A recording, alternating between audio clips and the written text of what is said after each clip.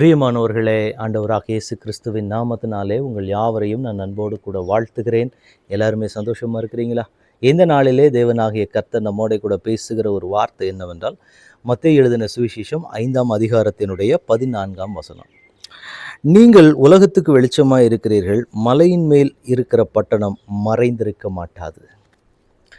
எனக்கன்பான தேவனுடைய பிள்ளைகளே, தேவனாகிய கர்த்தர் இயேசு கிறிஸ்து இந்த பூமியிலே வாழ்ந்த நாட்களிலே தன் ஜனத்தாரோடு கூட பேசின ரொம்பவும் பிரசித்தி பெற்ற ஒரு மலை பிரசங்கத்தை தான் இந்த நாளிலே நாம் பார்க்கிறோம். அதில் இயேசு கிறிஸ்து சொன்ன ஒரு வார்த்தை தான், you are a light of the world. நீங்கள் இந்த உலகத்திற்கு வெளிச்சமாக இருக்கிறீர்கள். கொஞ்சம் யோசிச்சு பாருங்கள், இன்றைக்கு நாம் நிற்கக்கூடிய நிலைமையில் பார்க்கும்போது நம்முடைய வாழ்க்கைக்கு நம்ம வெளிச்சமாக இருக்கிறோமா அப்படின்னா இன்றைக்கி நிறைய பேரோட வாழ்க்கை ஒரு கேள்விக்குறியான ஒரு சூழ்நிலைமையாக தான் இருக்கும். என் குடும்பத்துக்கே என்னால் ஒரு வெளிச்சத்தை கொடுக்கிறபடி, ஒரு நன்மையை காண்பிக்கும்படி, ஒரு ஆசீர்வாதத்தை பெற்றுக்கொள்ள முடிகிறபடி என்னுடைய வாழ்க்கை இல்லை. ஆனால் இந்த வேதம் சொல்லுகிற வார்த்தையை பார்க்கும்போது, நான் இந்த உலகத்திற்கு வெளிச்சமாக இருப்பேன் என்று வேதம் சொல்லுகிறது.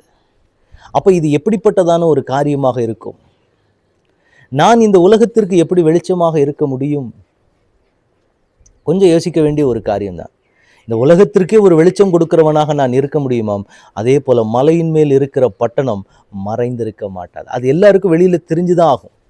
ஒரு மலையின் மேலே, ஒரு உயர்ந்த மலையின் மேலே ஒரு ஸ்தானம் வைக்கப்பட்டிருக்கு அப்படின்னா அது நிச்சயமாக எல்லாருடைய கண்களும் அதை பார்க்கிறபடி தான் இருக்குமே ஒழிய அது மறைந்திருக்காது.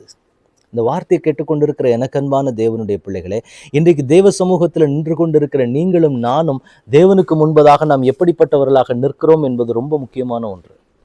தேவன் நம்முடைய வாழ்க்கையில சில காரியங்களை எதிர்பார்க்கிறார். நம்மை தேவன் எப்படி வைக்க நினைக்கிறார்?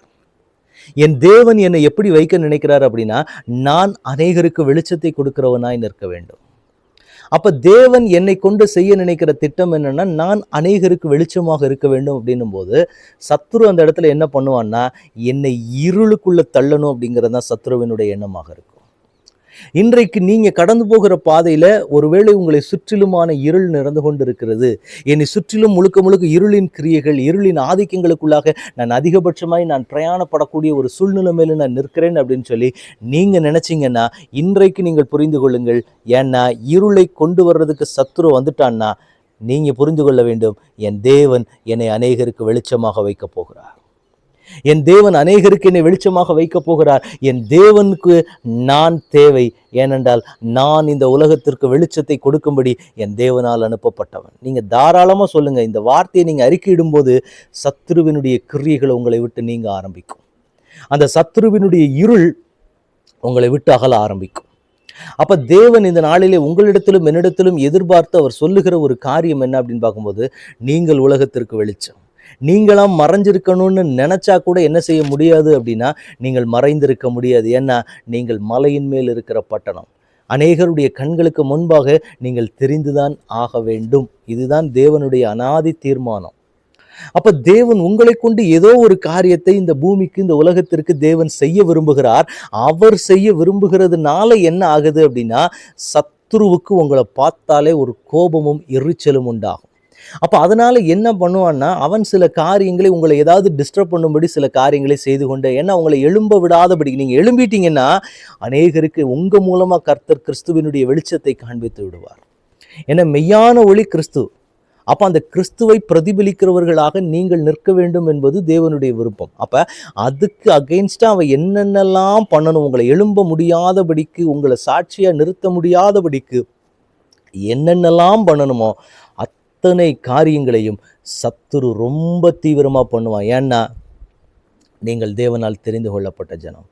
நீங்கள் கிறிஸ்துவினுடைய வெளிச்சத்தை காண்பிக்கும்படி, உலகத்திற்கே கிறிஸ்துவினுடைய வெளிச்சத்தை காண்பிக்கும்படி வெளிச்சமாய் தெரிந்தெடுக்கப்பட்ட ஜனம். அப்போ தெரிந்தெடுக்கப்பட்ட ஜனத்துக்குள்ள என்ன நடக்குது அப்படின்னா, சத்துரு கொண்டு வருகிற இருள் உள்ள வர ஆரம்பிக்கும். ஏன்னா உங்களை எழும்ப விட்டான்னா நீங்கள் எல்லா இடத்துலையும் போய் இயேசு கிறிஸ்துவினுடைய காரியங்களை சொல்லி அநேகர் அந்த வெளிச்சத்துக்கு நேராக கொண்டு வருவீங்க. அதனால தான் சிலரை சத்துரு முடக்கி போட்டே வைக்கிறதுக்கு மிக முக்கியமான ரீசன் என்ன அப்படின்னு பார்த்தீங்கன்னா, அவங்களை எழும்ப விடாமலே ஒரு சிலரை அப்படியே முடக்கி போட்டே வச்சுருப்பான். ஏன் அப்படின்னா, அவங்க எழும்பிட்டா அந்த இடத்துல தேவ திட்டம் நிறைவேறிவிடும்.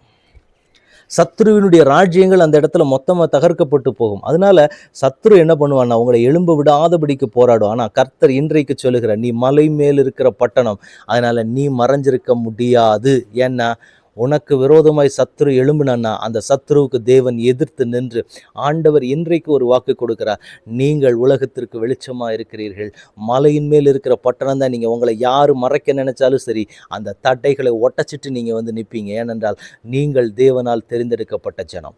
எத்தனை விதமான தடைகள், எத்தனை விதமான போராட்டங்கள், எத்தனை மனிதர்கள் எழும்பினாலும் அவர்களுக்கும் மேலாக நீங்கள் வந்து நிற்பீங்க. ஏன்னா தேவனுடைய கரம் உங்களோடு இருக்கிறது, தேவனுடைய பிரசன்னம் உங்களோடு கூட இருக்கிறது. அதனால் உங்களை தடுக்க எந்த சத்துருவினாலும் முடியாது. இன்றைக்கு ஒரு விசுவாச அறிக்கையிட போகிற, ஆண்டவரே என் தேவன் என்னை வெளிச்சமாக தெரிந்தெடுத்திருக்கிறார், நான் அநேகருக்கு வெளிச்சத்தை கொடுக்கிறவனா இருப்பேன்னு சொல்லி ஆண்டவருடைய சமூகத்தில் அறிக்கையிடலாமா? நம்ம ஜெபிக்கலாமா? தகப்பனே, உடைய கரத்தில் எங்களை முழுவதுமாக ஒப்புக் கொடுக்கிறோம். சேனைகளின் தேவனாகிய கர்த்தர் இம்மட்டுமா எங்களை வழிநடத்தி பாதுகாத்து பலப்படுத்தி வந்த தயவுக்காக உமக்கு நன்றி செலுத்துகிறோம். அப்பா, நாங்கள் உலகத்திற்கு வெளிச்சமாக இருக்கும்படி என் தேவன் முன்குறித்திருக்கிறீர். இன்றைக்கு நாங்கள் அறிக்கையிடுகிறோம் தகப்பனே, எத்தனை இருள் எங்களை முடக்க நினைத்தாலும் சரி, நாங்கள் மலையின் மேல் நிற்கிற பட்டணமாய் கர்த்தர் எங்களை நிற்க வைத்திருக்கிறீர் என்பதை இந்த நாளிலே நாங்கள் அறிக்கையிடுகிறோம். எங்களுக்கு விரோதமாய் எழும்பி கொக்கரிக்கிற சத்துருக்களின் வல்லமைகளை என் தேவன் முட்டக்கி எங்களை உமக்கு முன்குறிக்கப்பட்ட அந்த ஸ்தானத்தில் கர்த்தர் நிறுத்த போகிற தயவுக்காக உமக்கு ஸ்தோத்திரம்.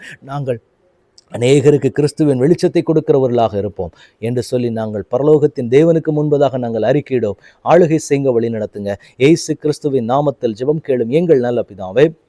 ஆமேன், ஆமேன், ஆமேன். God bless you.